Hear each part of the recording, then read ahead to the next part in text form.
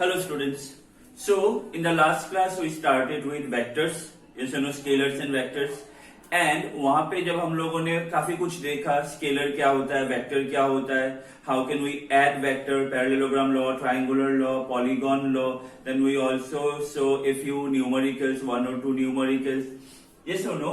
Now जब हम लोग टाइप्स ऑफ वेक्टर पढ़ रहे थे, then we came across a thing that was called unit vector. Yes और नो. नाउ यूनिट वेक्टर क्या था? एक ऐसा वेक्टर जिसका मैग्नीट्यूड होता है 1 यूनिटी एंड डायरेक्शन ओके जो गिवन वेक्टर है उसके डायरेक्शन की तरफ. Now today let us see orthogonal unit vectors.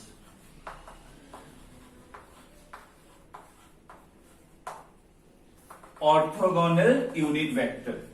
Now देखो, यूनिट वेक्टर का मेन काम होता है एक स्केलर क्वांटिटी को वेक्टर में कन्वर्ट करना. जैसे कि एक वेक्टर क्वांटिटी को जैसे हम लोग मॉडुलस दे देते हैं वो स्केलर में कन्वर्ट हो जाता है. सिमिलरली पकड़ लो, ये मुझको दिया हुआ है जिसका सिर्फ magnitude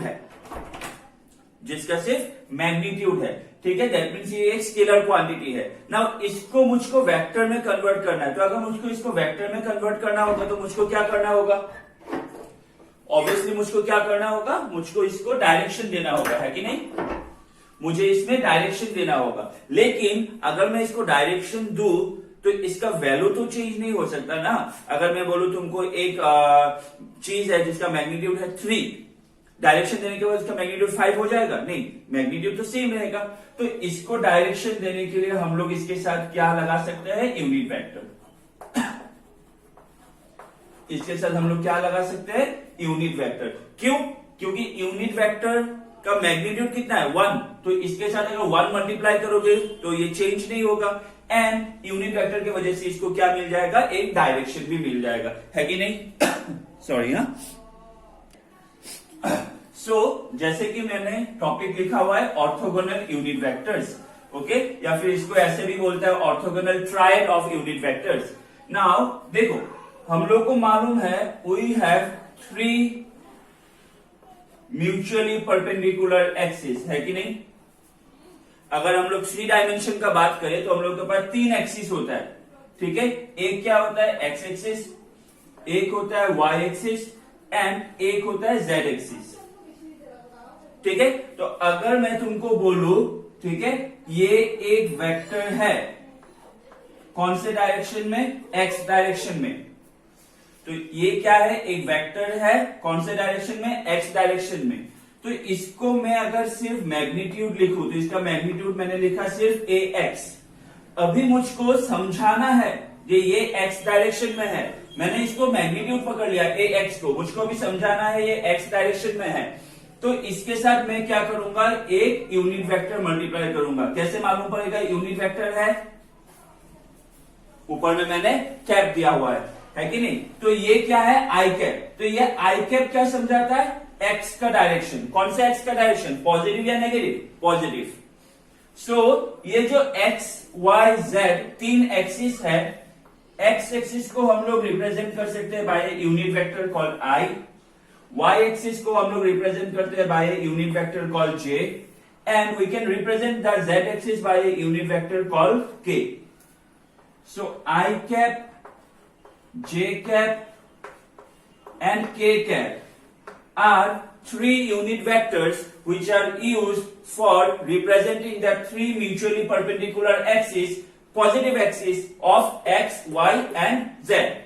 These 3 unit vectors collectively are known as orthogonal unit vectors or orthogonal triad of unit vector. तो ये orthogonal unit vector क्या हो गया? एक्स एक्सिस को समझाने के लिए आई कैप, वाई एक्सिस को समझाने के लिए j cap and z axis को समझाने के लिए k cap. So this is known as orthogonal unit vectors. Okay, clear?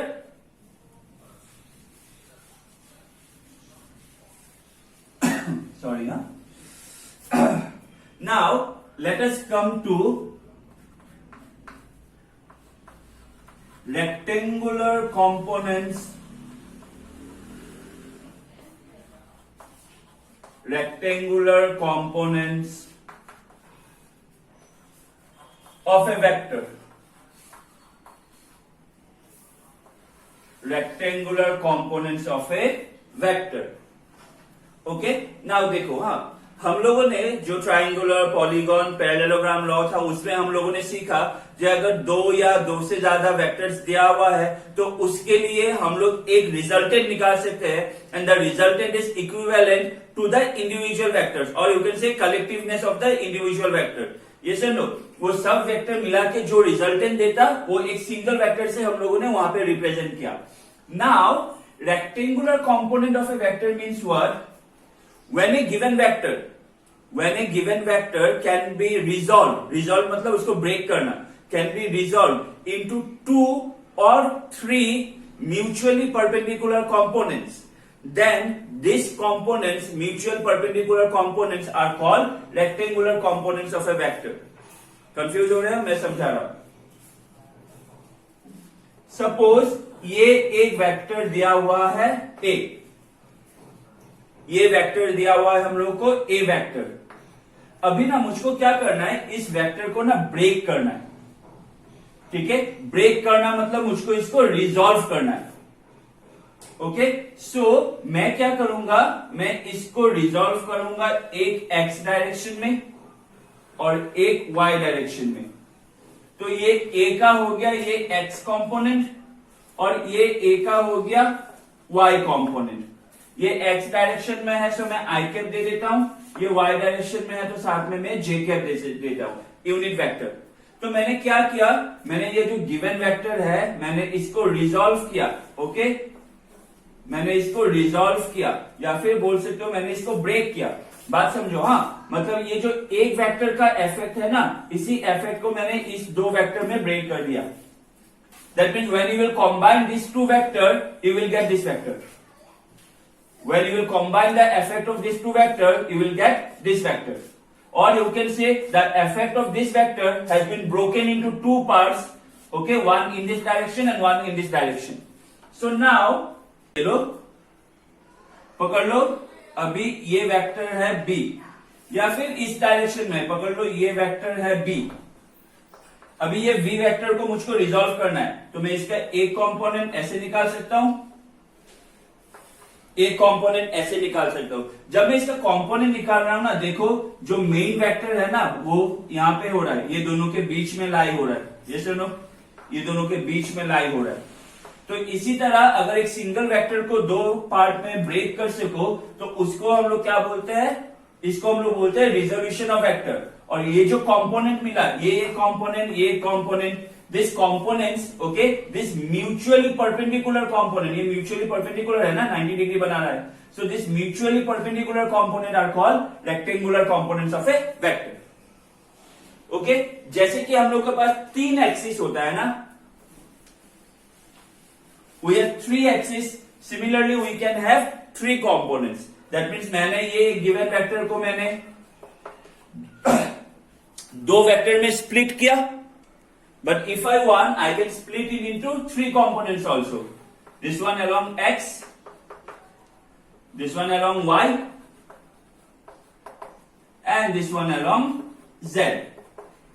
Okay, since there are only three mutually perpendicular axes, so we can have maximum three rectangular components of a given vector. Now, when we have two rectangular components of a given vector, when we have two rectangular components of a given vector, so we can write that the given vector is equal to, ये formula है, root over ax square plus ay square. Okay, how to find the magnitude of this vector? Root over ax square plus ay square, that means ax direction का और ay direction का magnitude का square. Similarly अगर तीन component लोगे तो जो vector है उसका मैग्नीट्यूड कैसे निकालोगे? Root over ax square plus ay square plus az square. Okay, please पूरा वीडियो देखना। I will solve some numericals. When we will solve the numericals it will be much more clear to you. Okay, now if this vector makes an angle, पकड़ लो, ये एक angle बना रहा है with any one component, either this component or this component, say theta. Okay, जब angle दिया हुआ रहेगा, that the given vector is making an angle with any one of the component, then ये जब थीटा हो जाता है ना, ये दो कंपोनेंट, इसमें से एक कंपोनेंट इक्वल टू हो जाएगा ए कॉस थीटा, एक कंपोनेंट इक्वल टू हो जाएगा ए साइन थीटा। बात समझो, कंफ्यूज नहीं होना। ओके, एक वेक्टर को मैं दो कंपोनेंट में ब्रेक कर सकता हूं ना, अगर दो में ब्रेक कर रहा हूं तो एक एक्स डायरेक्शन में होगा, एक वाई डायरेक्शन में होगा। सिमिलरली अगर एंगल दिया हुआ है तो एक कंपोनेंट साइन थीटा होगा, एक कंपोनेंट कॉस थीटा होगा। अभी क्वेश्चन आया कैसे मालूम करना है कौन सा साइन थीटा होगा, कौन सा कॉस थीटा होगा। यहां पे देखो, ये थीटा के साथ कौन सा कंपोनेंट है, ये वाला ना, ए एक्स आई कैप, ये कंपोनेंट है ना थीटा के साथ, जो थीटा के साथ रहेगा वो कॉस होगा। So this one will be equal to a है ना, a cos theta, and this one a y j cap, this one will be equal to a sine theta. मैं और एक एग्जांपल समझाऊं, पकड़ लो, ये एक गिवन वेक्टर है बी, इसको मैंने रिजॉल्व कर दिया इस डायरेक्शन में, और इसको मैंने रिजॉल्व कर दिया इस डायरेक्शन में। अभी ये थीटा है, ये जो एंगल है ये थीटा है, ये वाला थीटा नहीं है। तो थीटा के साथ जो कंपोनेंट होगा वो क्या होगा, कॉस, तो ये हो जाएगा बी कॉस थीटा, और ये वाला जो कंपोनेंट है ये हो जाएगा बी साइन थीटा। ठीक है, अगर ये थीटा नहीं होता, if this one is the given angle theta, then component with theta, this one will become b cos theta, and this one b sin theta. So this is how you take the component. Okay, when you consider with respect to theta, you can write in this way. If you are taking with respect to unit vector, you can write bx I cap, and this one will be by j cap. Okay, so note it down. Clear? Sorry, यहाँ पे I cap और j cap मत देना, हाँ। Don't use I cap or j cap here. Just give ax equal to a cos theta, ay, because ax already you are getting that this is along the x direction, and ay already you are getting that this is along the y direction. Here I have not written in this way. अगर I cap दोगे, then this one will become a vector ना, direction. But we are writing only the magnitude. Here I have not used vector. So since we are writing only magnitude, a cos theta, a sin theta, just write in this way, ax equal to a cos theta, ay equal to a sin theta.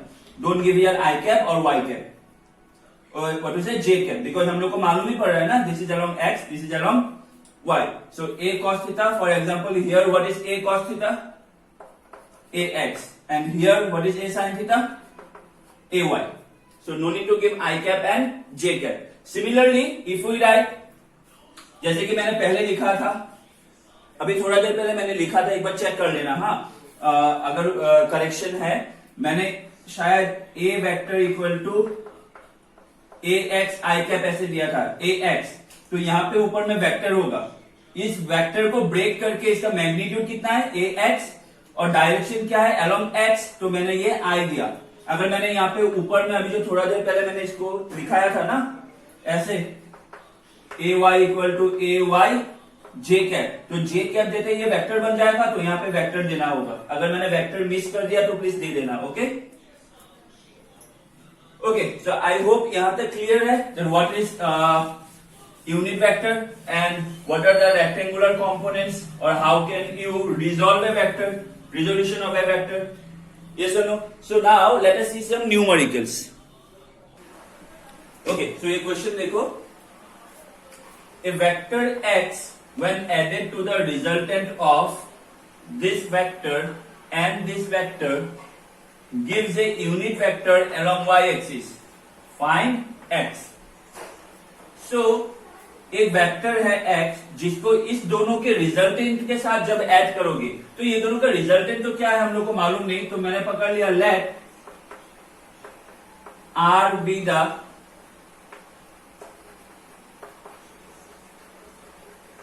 Resultant of vector a and b. Now if this is the resultant of these two vectors, so can I write therefore r equal to vector a plus b, because resultant में दो vector तो plus हो जाता है कि नहीं। सो जो resultant है वो कितना मिलेगा, वेक्टर a कितना था 3i cap minus 5j cap plus 7k cap,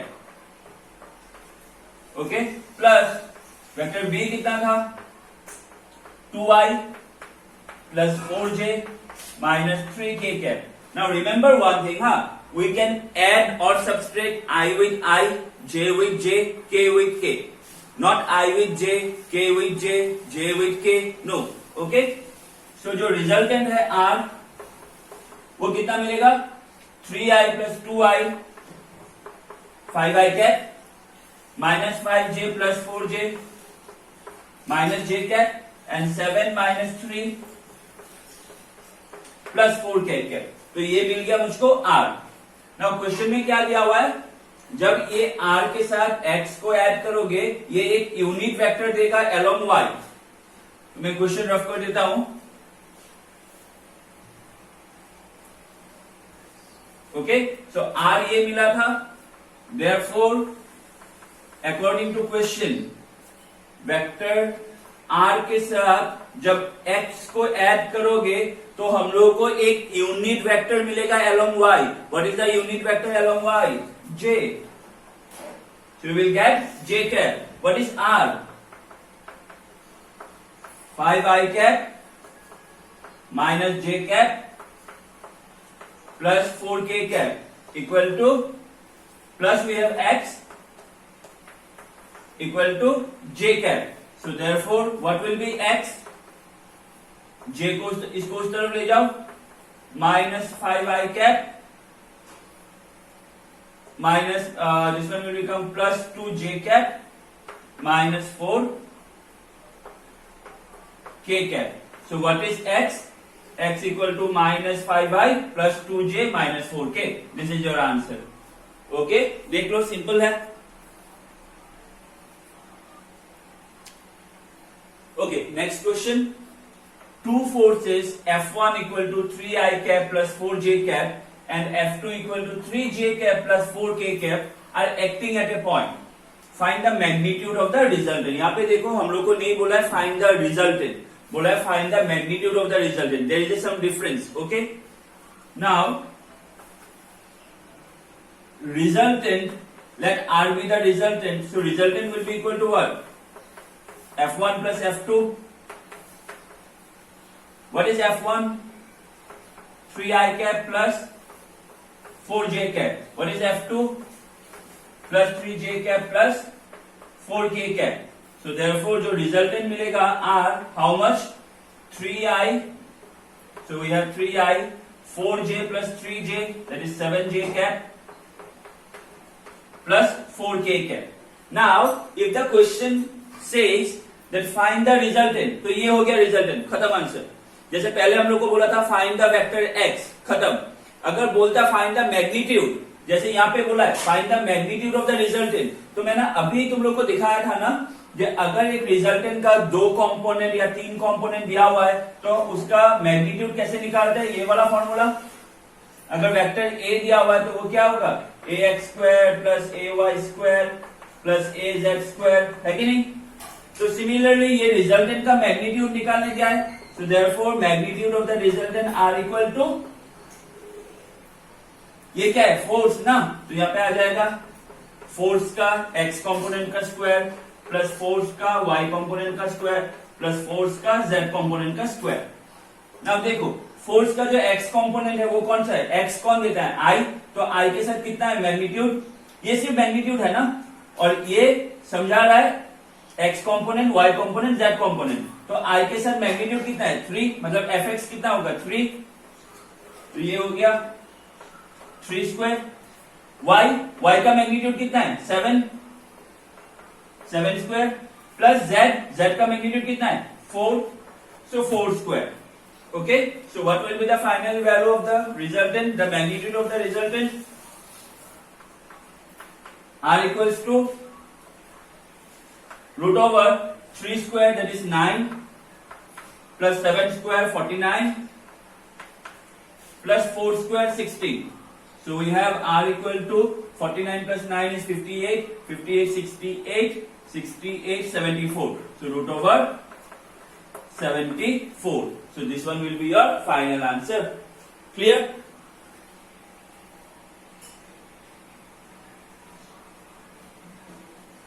यहाँ पे यूनिट्स लिख देना, √74 units. Okay? So now let us see the next question. Okay, let us see the next question. Find a unit vector parallel to the resultant of this vector and this vector. So अभी समझो, हाँ, question में क्या बोला है, find a unit vector parallel to the resultant, मतलब ये दोनों वेक्टर का जो रिजल्टेंट निकलेगा वो रिजल्टेंट के साथ एक यूनिट वेक्टर निकालना है जो कि उसके साथ पैरेलल हो. नाउ ये बात हमेशा याद रखना. हाँ, जब हम लोगों ने यूनिट वेक्टर का डेफिनेशन लिखा था, so what was the direction of unit vector? The direction of unit vector was along the given vector. Okay, that means अगर ये x है और x को यूनिट वेक्टर से रिप्रेजेंट करना है तो यूनिट वेक्टर क्या होगा? i. तो i का डायरेक्शन क्या होगा? Along x. दैट मीन्स ये दोनों क्या है? Parallel to each other. Okay, ये ही i का डायरेक्शन होगा. सिमिलरली अगर ये y है तो जो यूनिट वेक्टर है j, उसका डायरेक्शन क्या होगा? इसी डायरेक्शन में होगा. That means it is parallel. Okay, so whenever it is given that find a unit vector parallel to the given vector, so for x you will find I cap, for y you will find j cap, for z you will find k cap, and if it is an unknown, say given p, so p के लिए क्या निकालोगे? p cap. Okay, p axis को कौन represent कर रहा है? पकड़ लो p cap. Similarly q axis है तो q एक्सिस को कौन रिप्रेजेंट करेगा? q cap. So, and how to find this unit vector? We know how to find the unit vector. Okay? मैंने पिछले वीडियो में यूनिट वेक्टर निकालने का फॉर्मूला दिया हुआ है, मैं यहाँ पे फिर से समझा दूंगा. So, सबसे पहले तो हम लोग रिजल्टेंट निकाल देते. Find a unit vector parallel to the resultant of a and b. So we know that resultant r equals to vector a plus vector b. मैं डायरेक्ट कर रहा हूं, तो a plus b कितना मिलेगा? 3i plus i, 4i cap, 4j minus 5j minus j cap and minus 2k plus k minus k cap. So this is the resultant. Okay, so now we have to find a unit vector parallel to the resultant. So let r cap, क्योंकि unit vector cap से represent करते हैं, let r cap be the unit vector parallel to r. So what was the formula for finding unit vector? Unit vector का formula था given vector divided by modulus of the vector. याद है कि नहीं? Given vector divided by modulus of the vector. So what is the given vector here? पिछला video में जाके देख लेना. ठीक है, मॉडुलस मतलब मैग्नीट्यूड, मैग्नीट्यूड मैग्नीट्यूड कैंसिल हो गया, सिर्फ डायरेक्शन बचा. So given vector r, r कितना था? 4i cap minus j cap minus k cap divided by, you have to find the magnitude of the resultant. Now magnitude कैसे निकालते? अभी तो मैंने सिखाया था, root over x square component, y square component and z component square. तो x का मतलब i का कितना है कॉम्पोनेंट? 4 स्क्वायर प्लस y का कॉम्पोनेंट कितना है? -1 स्क्वायर प्लस z का कंपोनेंट कितना है? -1 स्क्वायर. तो ये r का मैग्नीट्यूड कितना आएगा? मैग्नीट्यूड का यही फॉर्मूला है ना, 4 square 16 plus 1 root over 18. So divided by magnitude, that means root over 18. So this one will be your final answer. सब सिंपल है, सिर्फ समझना है कहां पे कैसे फॉर्मूला लगाना है. क्लियर? चलो ये लास्ट एक simple question. One of the rectangular components of velocity. तो सबसे पहले तो हम लोग को मालूम है, हम लोग को वेलोसिटी दिया हुआ है, वेलोसिटी दिया हुआ है v इक्वल टू कितना? 80 kilometre per hour. And question में बोला है one of the rectangular components of velocity is 40 kilometre per hour. Find the other component. That means question में बोल दिया कि ये जो वेलोसिटी है इसका दो कंपोनेंट होगा. दैट मींस एक x कंपोनेंट, एक y कंपोनेंट. नाउ उसमें से एक कंपोनेंट 40 है, ये तुम्हारा मर्जी है तुम कौन सा ले रहे हो. So मैंने ले लिया let Vx is given which is 40 kilometre per hour. We have to find Vy. Okay, so we know that v equal to कैसे निकालते हैं हम लोग रिजल्टेंट कंपोनेंट का, v x square plus v y square. So v कितना था 80, दोनों side को स्क्वायर कर दोगे तो ये हो जाएगा 80 स्क्वायर और इसमें से रूट हट जाएगा, ठीक है। नहीं तो ऐसे ही रख दो, क्या है, v कितना था 80 और ये vx कितना था 40 square plus v y square, नहीं ये तो नहीं आएगा। तो अब एक काम करो, दोनों साइड को स्क्वायर कर दो, स्क्वायर करोगे तो ये हो जाएगा 80 स्क्वायर मतलब 6400 और इसमें से स्क्वायर हट जाएगा, स्क्वायर हट जाएगा तो ये हो जाएगा 40 स्क्वायर, इस तरफ ले आओ तो ये हो जाएगा 40 स्क्वायर मतलब माइनस 1600 और इस तरफ बच गया v y square. So v y कितना होगा रूट ओवर 6400 माइनस 1600 मतलब 4800, रूट ओवर 4800 जो है वो होता है अप्रोक्सीमेटली 69.3, तो 69.3 किलोमीटर पर आवर। तो ये हो गया answer. Okay, I hope clear है इतना तक।